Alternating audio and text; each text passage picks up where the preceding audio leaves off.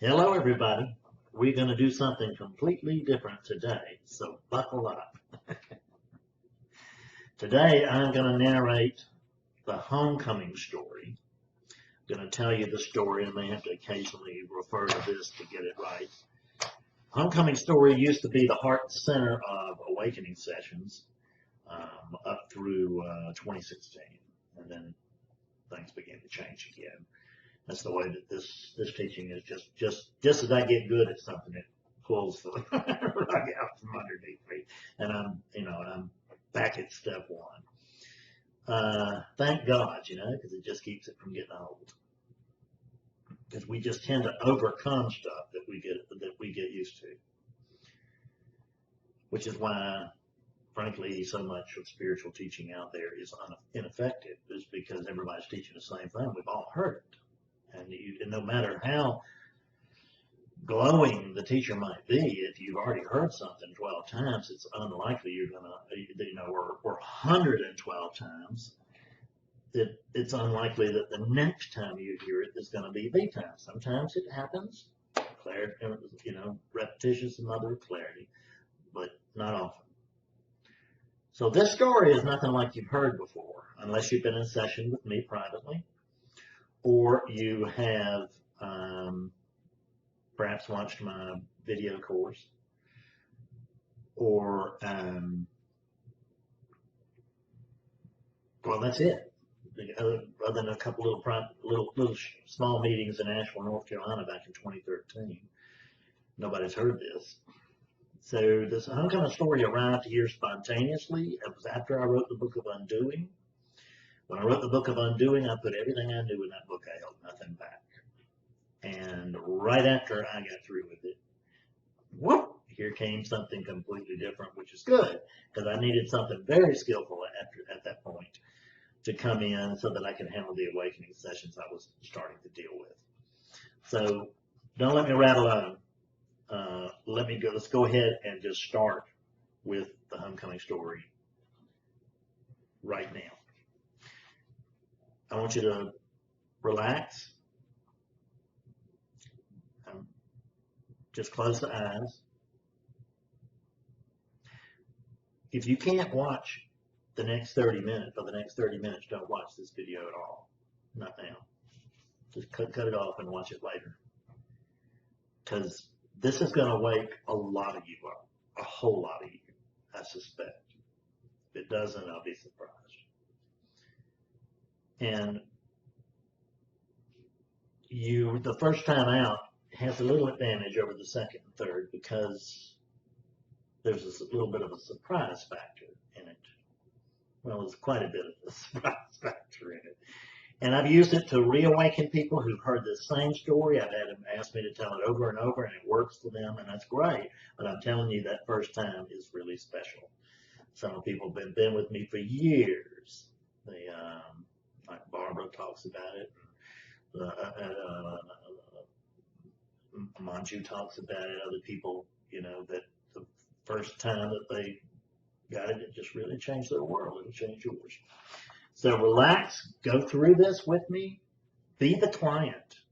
Let this be our one-on-one session between me and you, here and now. So if someone were to ask me right now where you are, I'd have to say, close your eyes. I'd have to say, well, you're in that chair because that's where you are. You're in that chair. But now that we see that you're in that chair, I'm going to have to reintroduce myself because I'm actually a magician and I have a magic wand. And I'm going to take my magic wand right now and I'm going to touch you on the head with it. And I'm going to endow you with the magical ability to float.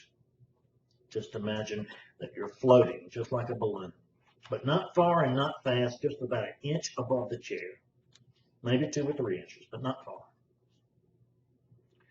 But no part of you is touching any part of anything else now. You're floating free and clear. And now that you're floating free and clear, the first thing I notice is that we don't need that chair in our story any longer.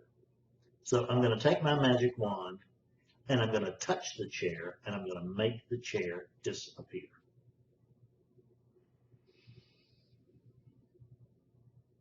And now that the chair has disappeared, if someone were to ask me where you are, I'd have to say, well, that unit's in its home, because that's where you are. You're in that home. And when I look around your home, I see it's much like other homes, in the sense that it has windows and walls and floors and doors. It has furniture and appliances and books and stuff. It's quite full. And now what I'm going to do is I'm going to take my magic wand again, and I'm going to touch that building. I'm going to tap it, and all of the contents of that entire building are going to disappear, except for you. You are unaffected. And now that the contents of that building are gone, I don't really need that building particularly any longer. So I'm going to take my magic wand, and I'm going to now touch the building itself, and the building is going to disappear as well. But you don't. You're unaffected. But now that the building is gone, if someone were to ask me where you are, I'd have to report, well, I'd have to tell them that unit is outside, because that's where you are. You're outside. And let's look and see what outside is composed of. First thing we notice is there's the big yellow sun. Then there's the blue sky, little white clouds floating in the blue sky. But these are not our real touchstones to outside. I think our real touchstone to outside is the surface of the planet Earth. And I say that because when we're walking on the surface of the planet Earth, if we walk into a structure of any kind, if it's a cave or a cathedral, we walk in and we say, I am inside. And then later, as we leave that cave or cathedral, we say, I am now outside. So the surface of the earth is really our touchstone to outside. And now that we know this, I'm going to take my magic wand and I'm going to touch the earth and I'm going to poof the whole thing away so that the entire earth disappears, but you are still unaffected. So now I'm looking at the sun, because the sun its existence does not depend upon the earth. Now the clouds are gone, the sky's gone, because that was the atmosphere. No earth, no atmosphere. But the sun is still there, because its existence doesn't hinge on the existence of the earth. And as we look at the sun, what I notice is, there you come. You're in the exact same orbit that the earth was in, only now you are circling the sun.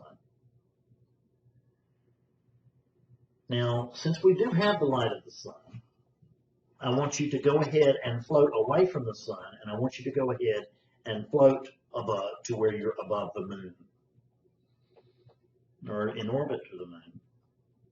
And you can now see the moon in full. You can see the craters, you can see the mountains, you can see the shadows, you can see the dark side of the moon. And now that you can see all that, I'm going to take my magic wand and I'm going to make the moon disappear. And now you can begin to see the meteorites. The meteorites that are burning up in the moon's atmosphere and the meteorites that are hitting the moon. But we call those shooting stars. You can see the little shooting stars.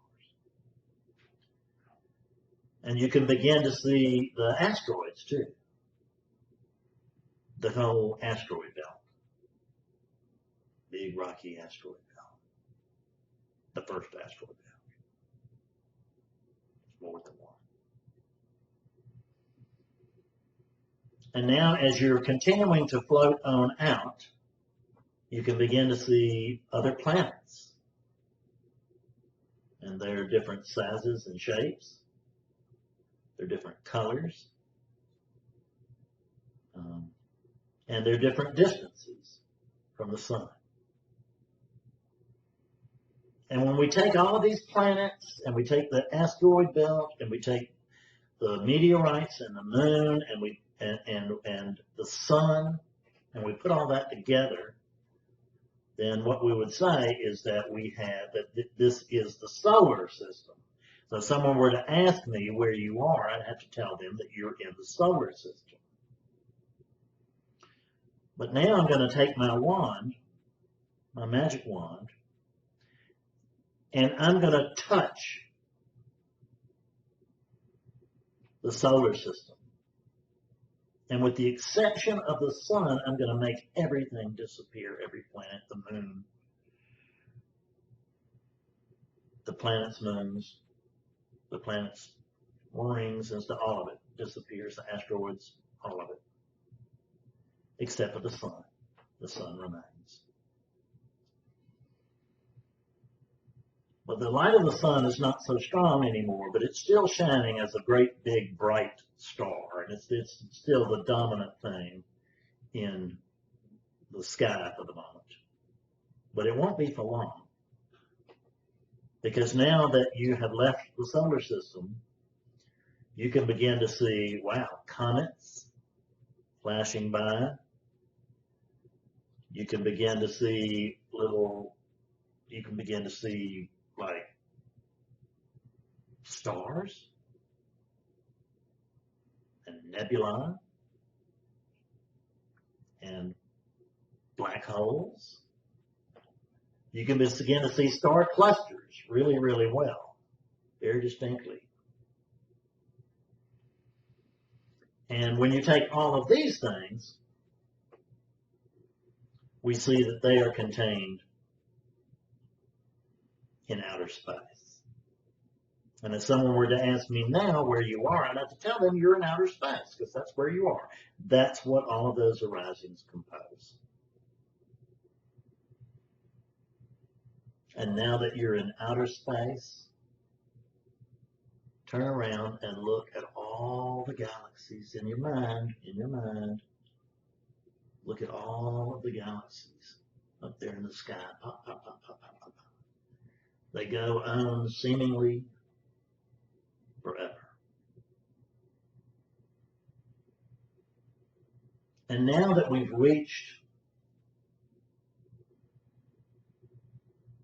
a point where all of the galaxies surround you, they shine at different magnitudes. They have different shapes and colors. They're different distances from you. But now what I want to do is I want to take my magic wand and I'm going to pop, pop, pop, make all of those galaxies disappear.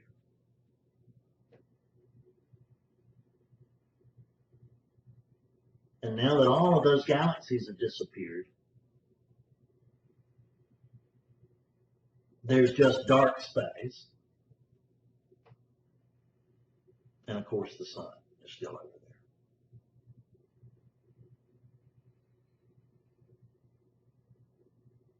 But now that I've taken all of these things away from you, I've really got a change of heart. And I would like to give them back to you.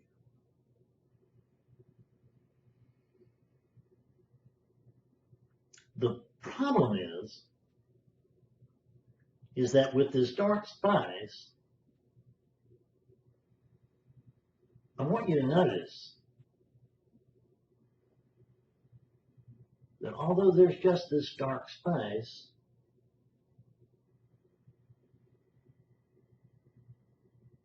you notice that you're there? Because you can see the dark space and the sun shining way, but just not even all that brightly. It's so far away now. But aren't you still there? Isn't there still a sense of being? Oh, I see. There's still the one thing left in this dark space that keeps it from being a complete void. And that's the little you unit. That little unit of yours. So I'm going to just two things left now, that little unit and the sun, and I'm now going to just take my wand and I'm going to poof away even that unit. But now, even with the unit gone, aren't you still there? Isn't there still a sense of being? There's nothing to see, there's nothing to sense, yet there's a sense of being.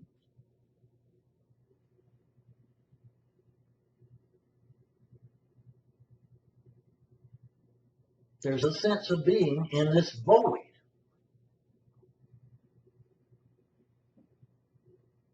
Because that's what we have now. Except for the sun.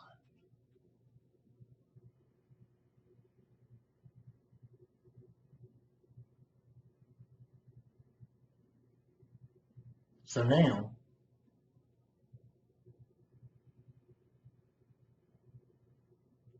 I want to give all these things back to you. So I'm going to take everything and give it back to you. But the problem is that I don't have any place to put it other than inside that near void.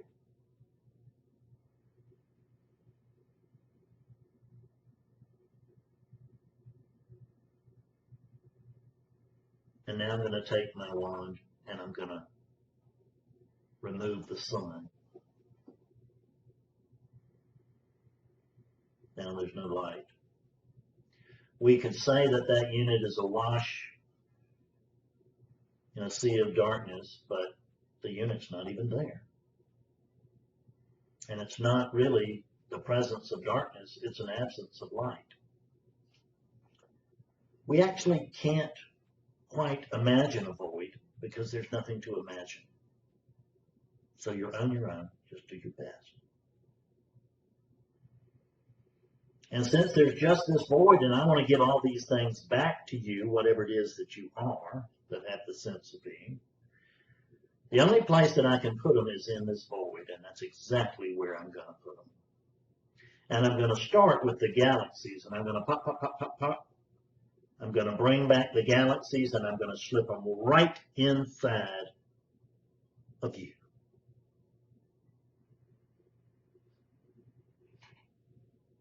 Because that void is not other than you. You are not other than that void.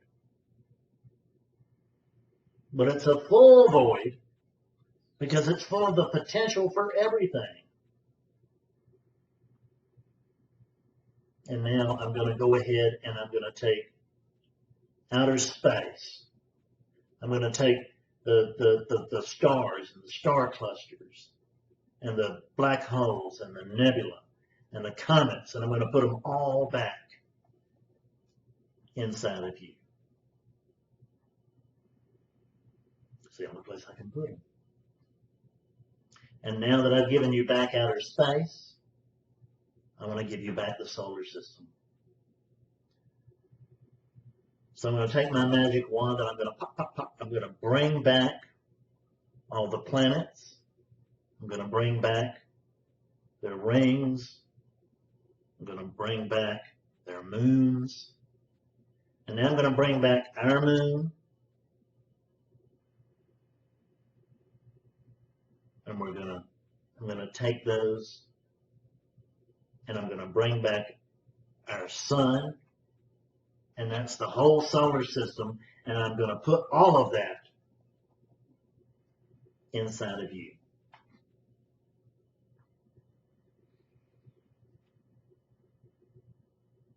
And now that the solar system is back, the planet Earth is back.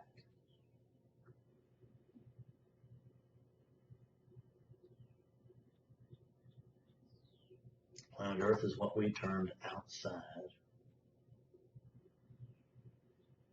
And now that outside is back,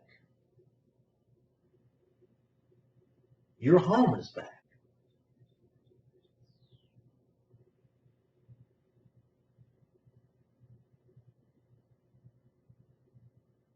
And I'm going to go ahead and take your home, and outside, I'm going to put them both back right inside of you.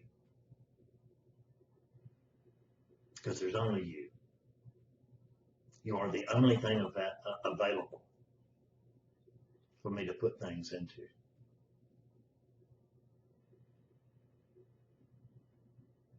And now I'm going to give you back the last arising. I'm going to give you back that body.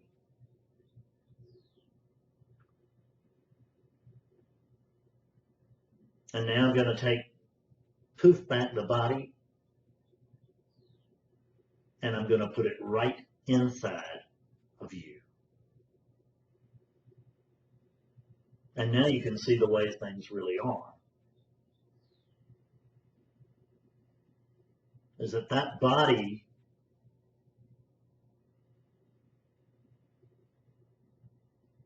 is inside of you. And you are both everything and nothing. You are what's here, you're what is, and we can let what is include what's prior to manifestation.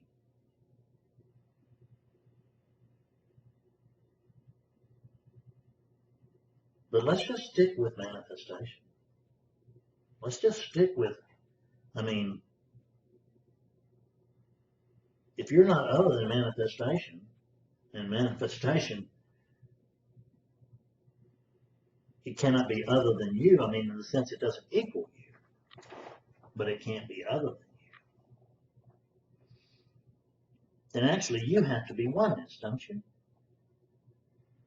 Isn't that what that one big no thing has become? It's become the one thing. And your oneness.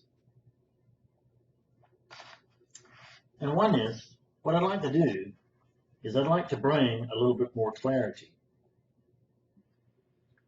to you. And one of the first things that I want to do to help bring you clarity is I want you to see that the Fred unit is also inside of you. It can't be other than you because there's nothing but you. So what you can see now is that since the Fred unit is part of you, that the Fred teaching is not Fred's, it's yours. This teaching is occurring inside of you. There's no student, there's no teacher, there's just this one thing. There's only the one thing going on. And you're it.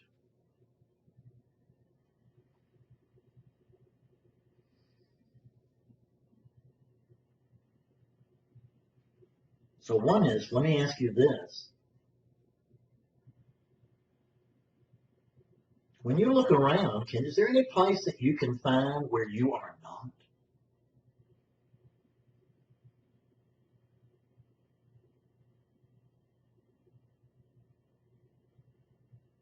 No. You're everywhere because you're everything. You are the one thing going on.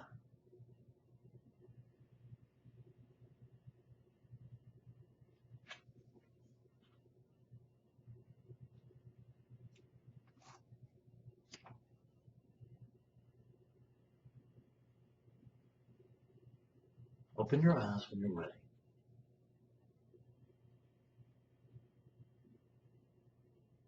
And let the story seep in. It's my gift to you.